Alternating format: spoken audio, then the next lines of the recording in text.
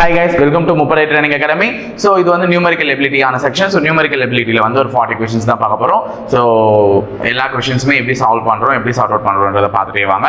So இதுக்கெல்லாம் formula வச்சு போடலாம், இதெல்லாம் ஆன்சர் ஆப்ஷன் பார்த்துட்டு போடலாம், இதெல்லாம் இன்னும் கொஞ்சம் சிம்பிளிஃபைடா போடலாம் இல்லன்றத கூட சேர்ந்து ஃபாலோ பண்ணிட்டு வாங்க. ஓகேவா? So the first question வந்து பாத்தீங்கன்னா 7 bells rings at the intervals of 2, 3, 4, 6, 8, 9 and 12 minutes respectively. They should ringing simultaneously at 5 am. What will be the next time when they ring all ring simultaneously?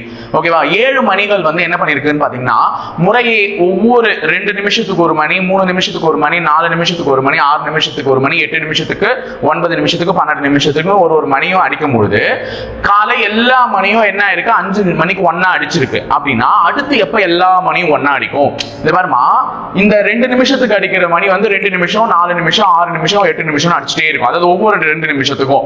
இந்த 3 நிமிஷத்துக்கு அடிக்கிற மணி 3 நிமிஷம், 6 நிமிஷம், 9 நிமிஷம், 12 நிமிஷம் அப்படின்னு ஒவ்வொரு 3 நிமிஷத்துக்கு அடிச்சிட்டு இருக்கும். அதே மாதிரி தான் இந்த மணிகள். இது எல்லாம் எப்போ 5 மணிக்கு ஒண்ணா அடிச்சிடுச்சு, மறுபடியும் எப்போ ஒண்ணா அடிக்கும் அப்படின்னு சொல்லிட்டு இந்த மாதிரி ஒரு கேள்வி கேட்கறாங்கன்னா ஜஸ்ட் நீங்க என்ன பண்ணணும்னா கொடுத்துருக்கிற நம்பருக்கு வந்து எல்சிஎம் ஃபைண்ட் அவுட் பண்ணணும். அப்ப எல்சிஎம் எடுக்கிற மாதிரி இருந்ததுன்னா 2, 3, 4, 6, 8, 12 9, 12. ஓகேவா? சோ இதுக்கு நீ எல்சிஎம் எடுக்கணும். ஃபர்ஸ்ட் 2 டேபிள்ல கேன்சல் பண்ணா இது ஒரு முறை, 3 அப்படியே வரும், 4 2 முறை, இது 3 முறை, இது 4 முறை, 9 அப்படியே வரும், இது 6 முறை. ஓகேவா? அடுத்தது 3 டேபிள். ஏன்னா 3ல நிறைய டிவிசிபிள் ஆகிற மாதிரி நம்பர் இருக்கு. சோ 1 1 2 1 4 9 வந்து 3 முறை, இது வந்து 2 முறை. சரி, அகைன் ஒரு 2 டேபிள். ஏன்னா 2ல கேன்சல் ஆகிற மாதிரி நிறைய நம்பர் இருக்கு. சோ 1 1 2 3 1. திருப்பி 2 டேபிள் ஒரு முறை வரும், 3 டேபிள் ஒரு முறை வரும். ஏன்னா 2 டேபிள் வந்துச்சுன்னா இதெல்லாம் ஒண்ணாக்கிடுமா, திருப்பி 3 இருக்கும், கடைசியில 3 டேபிள்ல பண்ணுவோம். அப்ப இதுதான் எல்சிஎம் எடுக்கணும். இப்ப எல்சிஎம் கண்டுபிடிக்கிறதுக்கு என்ன பண்ணணும்? இதெல்லாம் மல்டிப்ளை பண்ணணும். 2ஐயும் 3ஐயும் மல்டிப்ளை பண்ணா 6, 2 3 சார் 6, 2 3 6, 6ஐயும் 3ஐயும் 2ஐயும் மல்டிப்ளை பண்ணா 12, 12 ஒரு 2 24, கடைசியில 24 எதோட மல்டிப்ளை பண்ணணும்? இங்க இருக்கிற 3ஓட. சோ 24 3ஆல மல்டிப்ளை பண்ணா என்னது? 72. அப்ப காலையில 5 மணிக்கு எல்லா பெல்லும் ஒண்ணா அடிச்சிச்சு. அதுக்கு அடுத்ததா 72 நிமிஷம். ஏன்னா இங்க கொடுத்திருக்கிறது எல்லாமே என்னது? நிமிடங்கள் அப்படின்னு கொடுத்திருக்காங்களா? சோ அந்த நிமிடங்களுக்கு தான் நம்ம எல்சிஎம் எடுத்திருக்கோம். அப்போ 72 நிமிடங்கள் கழித்து தான் என்ன ஆக போகுதுன்னு பாத்தீங்கன்னா பெல் எல்லாம் ஒண்ணா அடிக்க போகுது. எப்போ? 5 மணிக்கு அடிச்சு ஒண்ணா அடிச்ச பெல்லுங்க 72 நிமிஷம் கழிச்சு அடிக்கும். 72 நிமிஷம்ன்றது எத்தனை மணி நேரம் பிளஸ் எத்தனை நிமிடங்கள் அப்படின்னு பாத்தீங்கன்னா 72 நிமிடம் என்பது 1 மணி நேரம் பிளஸ் 12 நிமிடங்கள். கரெக்டாமா? 1 மணி நேரம் பிளஸ் எத்தனை நிமிடம்? 12 நிமிடம். ஏன்னா 1 மணி நேரத்துக்கு எத்தனை நிமிஷம்? 60 நிமிஷம். சோ 1 மணி நேரத்துக்கு கூட எக்ஸ்ட்ரா எத்தனை? 12 நிமிஷம். அப்ப 5 மணிக்கு பெல் அடிச்சுச்சுன்னா அதுல இருந்து 1 மணி நேரம் 12வது நிமிஷத்துல தான் எல்லா பெல்லும் அடிக்கும். சோ 5ல இருந்து 1 மணி நேரம்ன்றது 6 மணி, 6 மணிக்கு அப்புறமா 12 நிமிஷம்ன்றது 6 மணி 12 நிமிஷத்துக்கு எல்லா பெல்லும் ஒண்ணா அடிச்சிருக்கும். ஓகேவா? முதல் கணக்கு புரிஞ்சுச்சா? சோ ரெண்டாவது கணக்கு, ratio of two numbers is 3:4, their HCF is 4, find their LCM. இந்த மாதிரி ஒரு क्वेश्चंस கேட்கிறதுக்கு வாய்ப்புகள் இருக்குமா? அப்போ இரு எண்களுடைய விகிதம் வந்து 3:4 னு கொடுத்திருக்காங்க. அப்ப ரெண்டு நம்பர், இது ஃபர்ஸ்ட் நம்பர், இது செகண்ட் நம்பர். ரெண்டு நம்பருடைய விகிதம் என்ன? 3:4. அவற்றினுடைய மீப்போவா HCF என்ன கொடுத்திருக்காங்கன்னா 4. அப்ப ஒண்ணுமே இல்லமா, ரேஷியோனால நம்ம என்ன எடுத்துப்போம்? 3x 4x னு எடுத்துப்போம். ரேஷியோனால என்ன எடுத்துப்போம்? 3x 4x.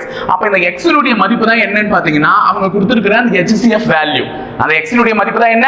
அவங்க கொடுத்திருக்கிற HCF வேல்யூ. அப்ப அந்த 4 எடுத்துட்டு வந்து சப்ஸ்டிட்யூட் பண்ணு. 3 × 4 இது என்னதுன்னு பாத்தீங்கன்னா 4 × 4. ஓகேவா? அந்த x இருக்க வேண்டிய இடத்துல நான் என்ன பண்றேன்? அவங்க என்ன HCF கொடுத்திருக்காங்க அதை எடுத்துட்டு வந்து அப்ளை பண்றேன். அப்ப 3 4 சார் 4 4 சார் 3 4 சார் என்னமா 12, 4 4 சார் என்னமா 16. அப்ப அந்த இரண்டு எண்கள் சொல்றாங்களா, அந்த இரண்டு எண்கள் என்னன்னா முதல் எண் 12, இரண்டாவது எண் 16. இவற்றினுடைய மீசிமா எல்சிஎம் காண்கன்னு சொல்லிருக்காங்க. 12க்கும் 16க்கும் எல்சிஎம் எடுத்தா 12 16. சோ நாலாவது வாய்ப்பாடு இது 3 முறை, இது 4 முறை. அகைன் நாலாவது வாய்ப்பாடுல இது 3, இது 1.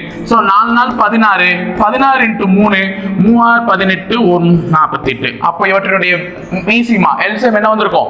48. அப்ப ஒண்ணுமே பண்ணல, இரண்டு எண்களுடைய விகிதம் கொடுத்தோனே அந்த விகிதத்தை போட்டு பக்கத்துல என்ன போட்டுக்கிட்டேன்? x போட்டுக்கிட்டேன். அந்த x உடைய மதிப்பையுமே கேள்வியிலே கொடுத்துட்டு இருக்காங்க HCF மதிப்பு அப்படின்னு சொல்லிட்டு. அப்ப அந்த HCF மதிப்பு எடுத்துட்டு வந்து அந்த 4ஐயும் சப்ஸ்டிட்யூட் பண்ணி அந்த இரண்டு எண்கள் எதுன்றதை கண்டுபிடிச்சிட்டேன். இப்போ அந்த இரண்டு எண்களுடைய மீசிமா தான் கேட்கிறேன். அந்த ரெண்டு நம்பருக்கும் எல்சிஎம் கண்டுபிடிச்சிட்டேன். எல்சிஎம் கண்டுபிடிச்சோனே ஆன்சர் முடிஞ்சிருச்சு 48. ஓகேவா? அடுத்தது மூணாவது கேள்வி, 3 numbers are in the ratio of 2:3:4 if the sum of their square. ஓகேவா, மூன்று எண்கள் இருக்குமா, என்னென்ன விகிதத்தில் இருக்குன்னா 2:3:4ன்ற விகிதத்தில் இருக்கு. அவ்வர்க்க எண்களின் கூடுதல் வந்து எவ்வளவுன்னு பாத்தீங்கன்னா 1856 எனில் அவ்வெண்கள் என்ன? முதல்ல அப்ப வர்க்கம் இது வந்து என்ன இருக்குன்னு பாத்தீங்கன்னா மூன்று எண்கள். ஃபர்ஸ்ட் எண் வந்து 2x, இரண்டாவது எண் வந்து 3x, மூணாவது எண் வந்து 4x. FST னா first number, second number, third number. இவற்றினுடைய ஸ்கொயர் புரியுதா சொல்றது? மூன்று எண்களின் விகிதம் 2:3:4 2 3 4. சோ நம்ம ரேஷியோல கொடுத்தா என்ன போட்டுப்போம், பக்கத்துல x ன்னு போட்டுப்போம். சோ x ன்னு போட்டுட்டேன். அவ்வர்க்க எண்களின் கூடுதல், வர்க்கம்னா ஸ்கொயர், அப்ப அந்த எண்களின் ஸ்கொயரினுடைய கூடுதல் எவ்வளவுன்னு பாத்தீங்கன்னா 1856 கூடுதல். அப்ப அதை ஸ்கொயர் பண்ணி கூட்டினா என்ன வருமா, 1856 வரும்னா அந்த எண்கள் என்னன்னு கேக்குறான். அப்ப அதை ஸ்கொயர் பண்ணி கூட்டினா தான் வரும். அப்ப இதை ஸ்கொயர் பண்ணா இதை சால்வ் பண்ணுங்க. 2 × 2 2 ஸ்கொயர் பண்ணா 4. அப்ப இதை எப்படி எழுதலாம், 4x ஸ்கொயர். ஓகேவா, 4x ஸ்கொயர், x ஸ்கொயர் பண்ணா x ஸ்கொயர். அடுத்தது 3x ஸ்கொயர் பண்ணா 9. அப்ப இதை எப்படி எழுதலாம், 9x ஸ்கொயர். ஓகேவா, அடுத்தது 4 ஸ்கொயர் பண்ணா 16x ஸ்கொயர். இதுதான் என்னன்னு பாத்தீங்கன்னா 1856. அப்போ இந்த நம்பர் எல்லாம் கூட்டுங்க. 16 ஒரு 9 25, 25 ஒரு 4 29. அப்போ 29x square is equal to 1856. அப்ப x ஸ்கொயரை நீ கண்டுபிடிக்கணும்னா இந்த 1856 எதால அடிக்கணும், 29ஆல அடிக்கணும். ஏன்னா இங்க இருக்கக்கூடிய பெருக்கல்ல இருக்கக்கூடிய 29 அந்த பக்கம் போச்சுன்னா என்ன ஆயிடும், வகுத்தல் ஆயிடும். சோ இதை நீ அடிச்சனா உனக்கு x ஸ்கொயரின் மதிப்பு என்ன கிடைக்கும்னா 64. x ஸ்கொயரின் மதிப்பு என்ன கிடைக்கும், 64. அப்ப x ஸ்கொயரின் மதிப்பு தான் 64. உனக்கு x இனுடைய மதிப்பு தான் தேவை. அப்ப x இனுடைய மதிப்பை கண்டுபிடிக்கிறதுக்கு x ஸ்கொயர் 64னா இங்க நான் ஸ்கொயர் எடுக்கணும்னா இங்க எதை ஆட் பண்ணனும், ஸ்கொயர் ரூட். அப்ப x இன் மதிப்பு என்ன, 8. அப்ப x இன் மதிப்பை கண்டுபிடிச்ச உடனே அந்த மூன்று எண்கள் கண்டுபிடிச்சலாமா, அந்த மூன்று எண்கள் எந்த விகிதத்தில் இருக்கு, 2 3 4. அப்ப ஃபர்ஸ்ட் நம்பரை கண்டுபிடிக்கணும்னா அது 2x. அப்ப x இன் மதிப்பு எத்தனை சப்ஸ்டிட்யூட் பண்ணு, 2 8 16. அப்ப ஃபர்ஸ்ட் நம்பர் 16. இரண்டாவது நம்பர் கண்டுபிடிக்கணும்னா எத்தனை x, 3x. அப்ப 3 8 24. மூணாவது நம்பர் கண்டுபிடிக்கணும்னா அது என்ன x, 4x. அப்ப 4 8 என்னது 32. அப்ப அந்த மூன்று நம்பர்கள் 16 24 32. So answer option B. ஓகேவா, சோ இந்த மாதிரி கேட்கும் பொழுது நான் ஆல்ரெடி நடத்தின ஆவரேஜினுடைய இது எப்படி கண்டுபிடிக்கணும்னா மூணு நம்பரையும் கூட்டி எத்தனை நம்பர் இருக்கோ அது மூணால டிவைட் பண்ணி வர்றது ஆவரேஜ். ஸ்கொயர் கேட்டாங்கன்னா ஸ்கொயர், இன்னொன்னு வந்து அந்த டைரக்டா கூடுதல் கேட்டாங்கன்னா அந்த ரேஷியோ டைரக்டா சம் அப் பண்ணிக்கோங்க, முடிஞ்சிருச்சுன்னு சொன்னேன். இங்க ஸ்கொயர்ஸ் கேட்டிருக்காங்க. அப்ப மூன்று எண்களுடைய ஸ்கொயர்ஸ்னா அதை நம்ம என்ன பண்ணணும், ஸ்கொயர் பண்ணி கூட்டி தான் 1856ஓட சமன்படுத்தணும். அடுத்தது ரொம்ப சிம்பிளான கேள்வி, ஒரு சிம்பிளிஃபிகேஷன் क्वेश्चन எடுத்துட்டாங்க. சோ இந்த இடத்துல ரூட் ஸ்டார்ட் ஆகுதுன்னா இதை சிம்பிளிஃபை பண்ணி எடுத்துட்டே வரணும். இப்போ 16க்கு எடுத்தா என்ன வரும், 4. அப்ப 5 4 கூட்டினா 9. 9க்கு ஸ்கொயர் ரூட் எடுத்தா 3. 22 3 கூட்டினா 25. அப்ப 25க்கு ஸ்கொயர் ரூட் எடுத்தா 5. அந்த 5 இங்க ஆட் ஆயிடும். அப்ப 44 5 கூட்டினா 49. அப்ப 49க்கு ஸ்கொயர் எடுத்தா 7.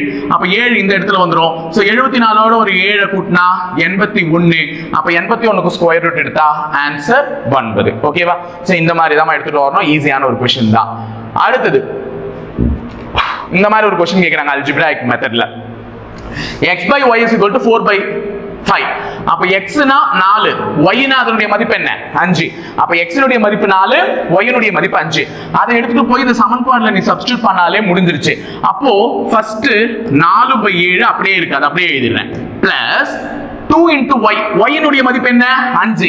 அப்போ y னுடைய மதிப்பு அந்த இடத்துல சப்ஸ்டிட்யூட் பண்ணி மைனஸ் x னுடைய மதிப்பு 4 டிவைடட் பை கீழையும் y னுடைய மதிப்பு பிளஸ் 4.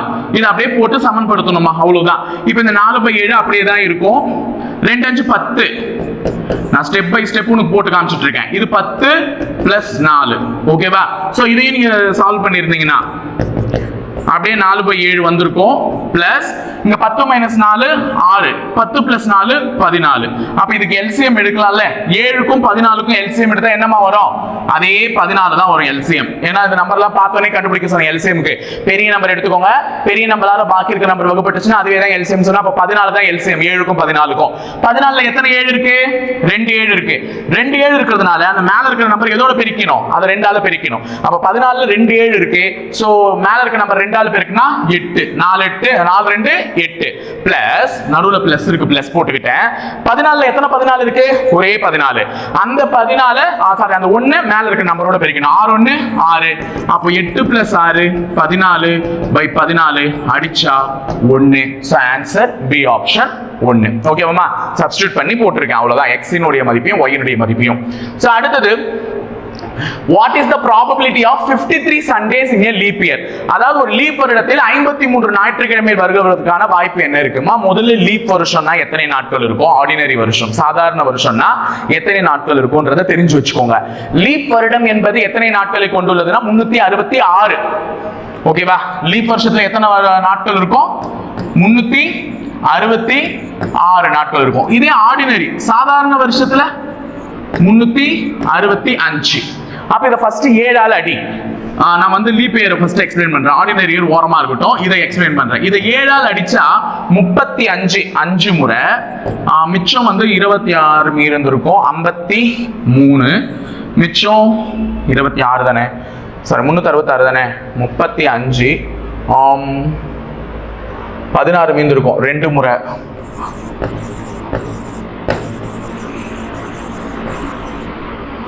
இதை அடிச்சிடுறேன் பாருமா. 35 5 முறைமா, மிச்சம் எவ்வளவு மீந்து இருக்கும்னா ஒன்னு தான் மீந்து இருக்கும். அப்ப 16 16ல எத்தனை முறை இருக்குன்னா 2 முறை. மீதி எவ்வளவு மீந்து இருக்கும்னா 2.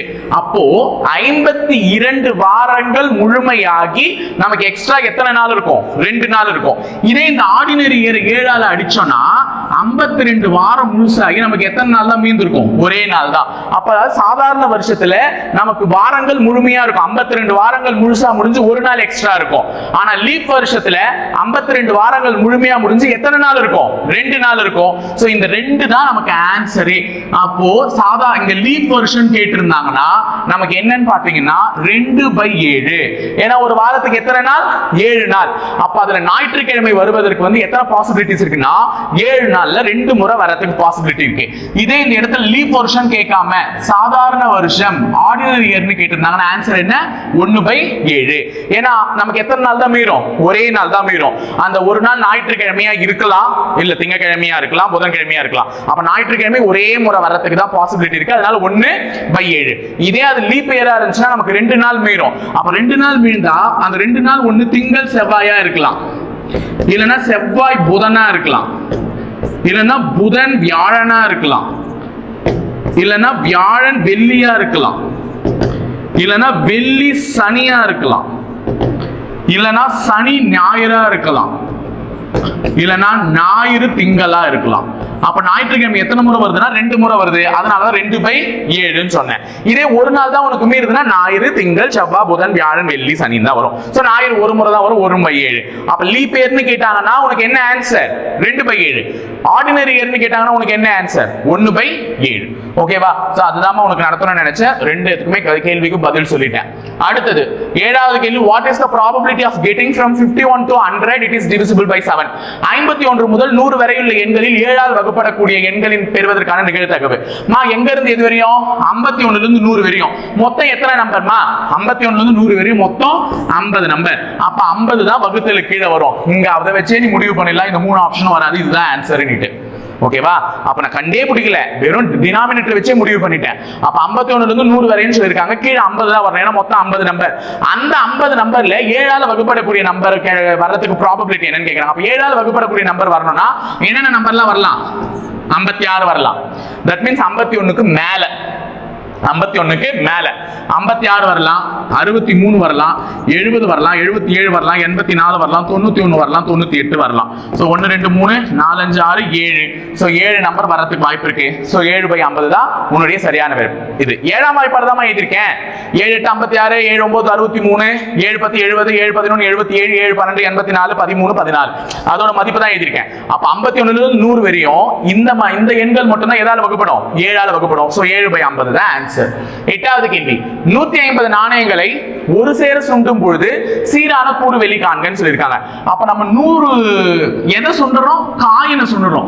காயினை சுண்டாலே நமக்கு ஒண்ணு தலை விழணும் இல்ல பூ விழணும். அப்ப காயினுடைய ப்ராபபிலிட்டி கேசஸே 2 தான், ஒன்னு தலை இல்லைன்னா பூ. அப்ப 2 பக்கங்கள். நாணயத்துக்கு எத்தனை பக்கங்கள்? 2 பக்கங்கள். அப்ப எத்தனை நாணயத்தை நீ சுண்டி விடுறியோ அதோடைய அடுக்குல எழுதணும், பவர்ல எழுதணும். இங்க எத்தனை நாணயத்தை சுண்டி விட்டுருக்கேன்? 150. சோ 150. ஓகேவா? 150. சோ ஆன்சர் வந்து என்னன்னு பாத்தீங்கன்னா 2/150. அவ்வளவுதான், முடிஞ்சிச்சு. 2/150. இதே 169 நாணயத்தை சுண்டி விடுறாங்க அப்படின்னு சொல்லியிருந்தாங்க. நான் என்ன எழுதிருப்பீங்க? 2 பவர் 169. இதே 312 நாணயத்தை சுண்டி விடுறாங்கன்னு சொல்லியிருந்தீங்கன்னா 2 பவர் 312. இந்த மாதிரி தான் எழுதணும். எத்தனை சுண்டி விடுறாங்களோ அது பவர்ல போட்டுடணும். இதே பகடையில கேட்கிறாங்க ஒண்ணு 162 பகடை அப்படின்னு சொன்னாங்க. நான் என்ன போடணும்? அடிமானத்துல 6. ஏன்னா பகடைக்கு இருக்கக்கூடிய பக்கங்கள் 6. அப்ப 6 பவர் 162 போட்டுருக்கணும். ஓகேவா? சோ 9வது கேள்வி. When 2 coins are tossed, what is the probability of getting exactly 2 heads? 2 நாணயங்களை ஒரு சேர சுண்டும் பொழுது சரியாக 2 தலைகளை பெறுவதற்கான நிகழ்தகவு. அப்ப கரெக்டா உனக்கு 2 தலை வேணும்னா என்ன பண்ணலாம் சொல்றாங்க. 2 நாணயத்தை நீ சுண்டி விடுறேன்னா நான் ஆல்ரெடி அந்த இதை எழுதி போட்டிருக்கேன். நான் நிகழ்தகவு நடத்தும் போதே அப்ப 2 நாணயத்தை சுண்டி விடுறா, முதல் நாணயம், 2வது நாணயம். இதுலயும் தலை விழுந்து இதுலயும் தலை விழலாம், இல்ல இதுல தலை விழுந்து இதுல பூ விழலாம், இல்ல இதுல பூ விழுந்து இதுல தலை விழலாம், இல்ல ரெண்டுத்துலயுமே என்ன விழலாம்? பூ விழலாம். நமக்கு என்ன கேட்டிருக்காங்கன்னா சரியா 2 தலை தான் விழணும். அப்ப சரியா 2 தலை விழணும்னா அது எந்த நிகழ்வு? முதல் நிகழ்வுல மட்டும்தான் விழும். அப்ப ஒரே முறை தான் விழும். சோ அப்ப மொத்த நிகழ்வுகள் 4.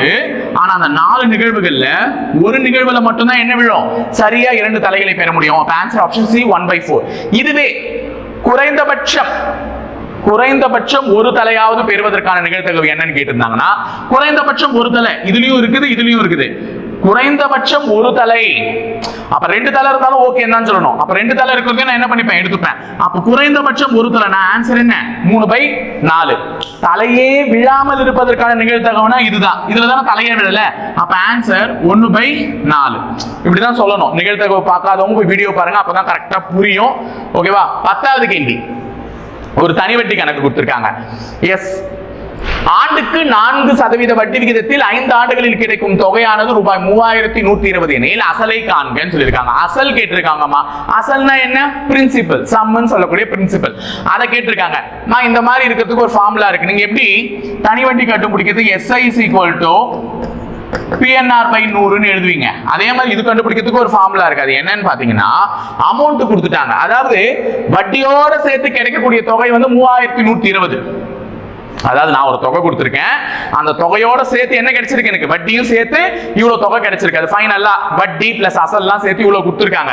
அப்படின்னா அசல் மட்டும் எவ்வளவு கொடுத்தேன்ற மாதிரி கேட்கறாங்க. இந்த மாதிரி இதுக்கு வந்து அசல் நலிப்பிமா பிரின்சிபல் தான் அசல். சோ இதை கண்டுபிடிக்கிறதுக்கு என்னன்னா 100 into amount divided by 100 plus ஆர்டின்னு சொல்லுவாங்க. இதுல இந்த ஏன்றது என்னன்னு பாத்தீங்கன்னா தொகை, அதாவது அசல் பிளஸ் வட்டி ரெண்டுமே இருக்கிறது தான் ஏ. இந்த ஆறுன்றது ரேட் ஆஃப் இன்ட்ரெஸ்ட், வட்டி வீதம். இந்த டைம், இயர், எத்தனை வருஷம் அப்படின்னு சொல்றது. ஓகேவா? சோ அப்ப அசலை கண்டுபிடிக்கிறதுக்கு இதுதான் ஃபார்முலா. அப்ப அசல் வந்து கண்டுபிடிக்க போறோம். சோ ஃபார்முலால அப்ளை பண்ணு. தொகை எவ்வளோ? 3120 divided by 100 plus rate of interest 4% பெருக்கல் எத்தனை வருஷம்? 5 வருஷம். அப்ப 4 5 20. அந்த 100ஓட கூட்டினா 120. அப்ப கீழே என்ன வரும்னு பாத்தீங்கன்னா 120. மேல பெருக்கல்ல தான் இருக்குது, அதை நீ சுருக்கணும்னு அவசியம் இல்லை. கீழே இருக்கிறத கண்டிப்பா சுருக்கணும். முதல்ல இது ரெண்டுத்தையும் பெருக்கி 20 ஆக்கி அந்த 20 100ஓட கூட்டி 120 ஆக்கணும். இப்ப இதை அப்ளை பண்ணுங்க பார்க்கலாம். சோ 100 இன்டு 320 கீழே என்ன வரும்? 120. சோ இது 5 முறை, இது 6 முறை 20வது வாய்ப்பாட்டில் அடிச்சிருக்கேன். சோ 6ஆல இது அடிக்கும் போது 3120. இது 3120 அடிக்கும் போது 30 எத்தனை முறை? 6வது வாய்ப்பாட்டில் 30 5 முறை. மிச்சம் 1 மீந்து இருக்குமா? 12 எத்தனை முறை? 2 முறை. மிச்சம் 0. அப்ப 520 5 பெருக்குனா ஆன்சர் 520 இன்டு 5 0 2 5 10 5 5 25 26. சோ ஆன்சர் 2600 ரூபாய் தான் அசல். அப்ப ஆன்சர் ஆப்ஷன் சி. ஓகேவா? அப்ப ஃபார்முலா கேட்பாங்க. சோ வட்டி கேட்டாங்கன்னா SI is equal to PNR by 100 ன்னு சொல்லிடுவீங்க. இதுவே உனக்கு தொகையை கொடுத்துட்டு அதுக்கான அசலையோ இல்ல வட்டியோ கேக்குறாங்கன்னா அந்த தொகை கொடுக்கும்போது ஏன்னு யூஸ் பண்ணணும். அப்ப அசல் கேட்கும்போது principal is equal to 100 into A divided by 100 plus RT. இதுவே வட்டி கேக்குறாங்கன்னா தொகையை கொடுத்துட்டு வட்டி கேக்குறாங்கன்னா அசலை கொடுத்துட்டு வட்டி கேட்டா ஃபார்முலா என்ன? PNR by 100. அது எல்லாருக்குமே தெரியும். தொகை அசலை கொடுத்துட்டு வட்டி கேட்டா தொகை வட்டியும் அசலையும் சேர்த்து கொடுத்துட்டு இப்ப வட்டி எவ்வளவு வந்திருக்கும்ன்றத கண்டுபிடிக்க சொன்னாங்கன்னா SI is equal to ART divided by 100 plus RT. இது ஒரு ஃபார்முலா, ஞாபகம் வச்சுக்கோங்க. ஓகேவா? அடுத்தது இப்ப என்ன கொடுத்திருக்காங்கன்னா 11வது கணக்கு. A takes rupees 3000 from B. அதாவது A என்பவர் B இடம் ரூபாய் 3000 ஆண்டுகளுக்கு 3000 எத்தனை ஆண்டுகள் சொல்றாங்களா? சொல்லல. 3000 சில ஆண்டுகளுக்கு 10% வட்டி வீதத்தில் வட்டியானது கணக்கிடப்பட்டால் 2 வருடங்கள் கழித்து A B க்கு தர வேண்டிய தொகை என்னன்னு கேக்குறாங்க. ரொம்ப சிம்பிளான கணக்கு. A என்பவர் யாரிடத்திலிருந்து கடன் வாங்கியிருக்கார்? B இடத்திலிருந்து. அப்போ B கிட்ட இருந்து A கடன் வாங்கியிருக்கார். B கிட்ட இருந்து A எவ்வளவு வாங்கியிருக்காரு? 3000 ரூபாய். எத்தனை வருஷத்துக்கு? 2 வருஷத்துக்கு. 2 வருஷம் கழிச்சு வட்டி எவ்வளவு கொடுத்திருப்பார்? வட்டியோட சேர்த்து எவ்வளவு கொடுத்திருப்பாருன்னு கேக்குறாங்க. முதல்ல ஒரு வருஷத்துக்கு எத்தனை சதவீதம்? 10% வட்டி. இதெல்லாம் ஞாபகம் வச்சுக்கோங்க. ஜெனரலா வட்டி கணக்கு போட்டாலே ஈஸியா ஆன்சர் வரும். அப்ப B கிட்ட இருந்து A 3000 ரூபாய் கடன் வாங்கியிருக்காரு. ஒரு வருஷத்துக்கு எத்தனை சதவீத வட்டி? 10% வட்டி. அப்ப 2 வருஷத்துக்கு எவ்வளவு வட்டியோட சேர்த்து அசல கொடுத்திருப்பாருன்னு கேள்வி கேக்குறாங்க. அப்ப முதல்ல 3000 ரூபாய் இதுதான் கடனா வாங்கப்பட்ட தொகை. எத்தனை வருஷத்துக்கு? 2 வருஷத்துக்கு. அப்ப 2 கோடு போட்டுக்கிறேன். 2 கோடு, ஏன்னா வட்டி கண்டுபிடிக்க போறேன். இப்போ 2 கோடு போட்டுக்கிறேன். இப்போ ஒரு வருஷத்துக்கு எத்தனை சதவீதம்? 10%. அப்ப 3000 ரூபாய்க்கு 10% என்னமா? நான் தான் ஆல்ரெடி கண்ணுல பார்த்தவனே சதவீதத்தை கண்டுபிடிக்க சொன்னேன். 3000 ரூபாய்க்கு 10% என்பது 300. ஏன்னா ஒரு ஜீரோவை கேன்சல் பண்ணிட்டா இதுதான் 10%. அப்போ ஒரு வருஷத்துக்கு 300 ரூபாய் வட்டின்னு அர்த்தம். புரியுதா? ஆண்டுக்கு 10% என்றால் 10%, 3000 ரூபாயினுடைய 10% 300. அப்ப ஃபர்ஸ்ட் வருஷம் ஒரு 300, ரெண்டாவது வருஷம் ஒரு 300. அப்ப மொத்தம் எவ்வளவு வட்டி? 2 வருஷத்துக்கு 600 ரூபாய். இது ரெண்டுத்தையும் கூட்டினா வருதுதான். அப்ப 2 வருஷத்துக்கு எவ்வளவு வட்டி? 600. அந்த 600 அசலோட சேர்த்து தானே கொடுக்கணும். ஆமா. அப்ப அசலோட சேர்த்து கொடுத்தா ஆன்சர் 3600 ரூபாய் கொடுத்திருப்பார். அப்ப 2 வருஷம் கழிச்சு A வந்து B க்கு எவ்வளவு கொடுத்துருவாரு? 3600 ரூபாய். இது சிம்பிளா கண்டுபிடிச்சலாம். இதுக்கு ஃபார்முலால நீ உட்கார்ந்து யூஸ் பண்ண வேண்டாம். ஃபார்முலா யூஸ் பண்றதாலும் பண்ணு, சேம் ஆன்சர் தான் வரும். அடுத்தது PNR by 100 ஃபார்முலாவே தான். அடுத்தது find the simple interest on rupees 200. அதாவது 200க்கு 5 ஆண்டுகளுக்கு 6% வட்டி இருக்காங்க. தனி வட்டியை காண்க. 200 ரூபாய் கொடுத்திருக்காங்க. 5 வருஷத்துக்கு 6% வட்டின்னு போட்டிருந்தா உனக்கு ஒரு வருஷத்துக்கு 6% வட்டின்னு 5 வருஷத்துக்கு கால்குலேட் பண்ணிருந்தா எவ்வளவு வட்டி கொடுத்திருப்பான்னு கேக்குறாங்க. ஃபார்முலா தான் நமக்கு தான் தெரியுமே. SI is equal to என்னது? PNR by 100. அப்ப வட்டி கேட்டிருக்காங்க. வட்டினா சிம்பிள் இன்ட்ரெஸ்ட். பிரின்சிபல் அசல் எவ்வளவு? 200 ரூபாய். நம்பர் ஆஃப் இயர்ஸ் வருடம் எத்தனை வருஷத்துக்கு? 5 வருஷத்துக்கு. இதுதான் என்னது? ரேட் ஆஃப் இன்ட்ரெஸ்ட் வட்டி வீதம் எத்தனை? 6 டிவைடட் பை 100. இதையும் அடிச்சா இது 2 முறை. சோ 2 5 10 பைத்தார் 60. அப்போ வட்டி எவ்வளவுன்னு பாத்தீங்கன்னா 60 ரூபாய். சோ ஆன்சர் ஆப்ஷன் B முடிஞ்சிருச்சு. 13வது கேள்வி. In what time rupees 1200 will become rupees 1680 when annual rate of interest is 20%? 1200 ஆனது 20% வட்டி விகிதத்தில் எத்தனை ஆண்டுகளில் ரூபாய் 1680 ஆக மாறும்? இதை SI is equal to PNR by 100 ஃபார்முலாலே நீ போடலாம். என்ன சார் சொல்றீங்க அப்படின்னு நீங்க கேட்டீங்கன்னா தாராளமா போடலாம் இந்த ஃபார்முலாலே. ஏன்னா எல்லாமே ஒண்ணுதான். இப்போ நம்மள கேக்குறது எத்தனை ஆண்டுகள்ல நடந்திருக்குன்னு. அப்ப என்னதான் நம்மள கேக்குறான். ஆனா பாக்கி இருக்கிறதெல்லாம் கொடுத்துட்டான். இப்ப 1200 ரூபாய் ஒரு பணம் அசல் கொடுத்திருக்க. வட்டியோட சேர்த்து எவ்வளவு வந்திருக்கு? 1680 ரூபாய் வந்திருக்கு. அப்ப இது வந்து அசல் பிளஸ் வட்டி ரெண்டுமே இருக்கு. இததான் புரிஞ்சுக்கணும் இந்த கணக்குல. எது வட்டி எது அசல் அப்படின்றத புரிஞ்சுக்கணும். 1200 ரூபாய்ன்றது வெறும் அசல். அந்த அசலோடு வட்டியோடு சேர்த்து வந்திருக்கிறது 1680. அப்ப நீ வட்டியை மட்டும் கண்டுபிடிக்கணும்னா இந்த 1680ல இருந்து அசலை கழிச்சுனா உனக்கு எது கிடைச்சிடும்? வட்டி கிடைச்சிடும். கரெக்டா? வட்டி கிடைச்சிடும். அப்ப வட்டி எவ்வளவு? 480 ரூபாய். அப்ப 1200 ரூபாய் அசல், அதுக்கு நீ 480 ரூபாய் வட்டி போட்டு கொடுத்திருக்க. அதோட சேர்த்து எவ்வளவு அமௌண்டா மாறி இருக்கு? 1680 ரூபாய் மாறி இருக்கு. அந்த 480 ரூபாய் வட்டி எத்தனை ஆண்டுகளுக்கு நீ போட்டு கொடுத்திருக்க? ஒரு வருஷத்துக்கு 20% தான் அப்படின்ற மாதிரி கேட்கிறான். அப்ப எனக்கு என்னென்ன கிடைச்சிருச்சுன்னா வட்டி கிடைச்சிருச்சு. வட்டி எவ்வளவு? 480. அங்க இருக்கு பாருங்க வட்டி. அசல் வந்து கேள்வியிலே இருந்துச்சு. அசல் எவ்வளோ? 1200. இந்த தொகையை வச்சுதான் என்னால வட்டியை கண்டுபிடிக்க முடிஞ்சிச்சு. ஆனா கேள்வியில அந்த வட்டி அந்த அமௌண்ட் நான் பயன்படுத்த மாட்டேன். அசலை பயன்படுத்திட்டேன், இதை வச்சு நான் வட்டியை கண்டுபிடிச்சேன் 480, அதை போட்டேன். ரேட் ஆஃப் இன்ட்ரெஸ்ட் எவ்வளோ? 20% வட்டி விகிதத்தில் இருந்துச்சுன்னா n என்னன்னு கேட்கிறான். ஓகேவா? ஃபார்முலா அப்ளை பண்ணலாமா? SI 480 is equal to P. Principal எவ்வளோ? 1200. நம்பர் ஆஃப் இயர்ஸ் கேட்கறாங்க. ரேட் ஆஃப் இன்ட்ரெஸ்ட் எவ்வளோ? 20. ஸோ 20 வகுத்தல் 100. இந்த 2 0 இந்த 2 0 கேன்சல் பண்ணிடு. இப்போ 480 divided by 12 into 20 is equal to n. ஏன்னா இந்த 12 இந்த 20 இந்த பக்கம் வரும்போது என்ன ஆயிடும்? வகுத்தல்ல இருக்குது பெருக்கல்ல இருக்குது இந்த பக்கம் வரும்போது வகுத்தல்லாம் மாறிடும். ஓகேவா? இப்போ இத அடி 0 க்கு 0 அடிச்சிடுறேன். 12 48 எத்தனை முறை? 4 முறை. இந்த 2 அடிச்சா 2 முறை. சோ ஆன்சர் 2 வருஷத்துல இது நடக்கும் அப்படின்னு சொல்லிட்டு கொடுத்திருக்காங்க. கரெக்ட்டா? 2 வருஷத்துல நடக்கும். அப்ப பி ஆப்ஷன் 2. ஓகேவா? முடிஞ்சதா? அடுத்தது 14. கீழே உள்ள எழுத்துக்களில் ஒன்று கொடுக்கப்பட்டுள்ளது. இதுல ஏதோ ஒரு வார்த்தை இருக்கு, அது மறைஞ்சிருக்கு. சோ ஆன்சர்ல உட்காந்து செக் பண்ணணும். இப்போ இதுல ஏதோ ஒரு நல்ல மீனிங்ஃபுல் லெட்டர் ஒரு எதுலன்றதை நீ செக் பண்ணணுமா? இப்போ 2க்கு நேரா என்ன இருக்கு? I, 3க்கு நேரா N, 4க்கு நேரா C, 1க்கு நேரா L, 5க்கு நேரா P, R.